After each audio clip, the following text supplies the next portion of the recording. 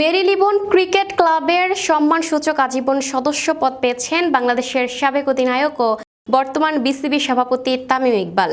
বাংলাদেশের সাবেক অধিনায়কের সঙ্গে আরও 4 জনকে এই স্বীকৃতি দিয়েছে এমসিসি। তারা হলেন নিউজিল্যান্ডের 2 নারী ক্রিকেটার সুজি বেটস এবং সোফি ডিভাইন, অস্ট্রেলিয়ার সাবেক নারী ক্রিকেটার মেল জোন্স ও ভারতের সাবেক ক্রিকেটার চেতেশ্বর পূজারা। রবিবার 28 জুন এক বিবৃতিতে এমসিসি জানায় 5 জন ক্লাবের দেওয়া আজীবন সম্মানসূচক সদস্যপদ পাচ্ছেন। তামিমকে বাংলাদেশের সর্বকালের অন্যতম সেরা ব্যাটার হিসেবে ধরা হয়। তামিমের আগে এমসিসির সদস্যপদ পেয়েছিলেন সাকিব আল হাসান।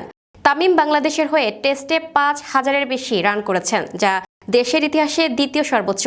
2010 সালে ইংল্যান্ডের বিপক্ষে লর্ডসে সেঞ্চুরি করে তিনি জায়গা করে নেন ঐতিহ্যবাহী অনার্স বোর্ডেও।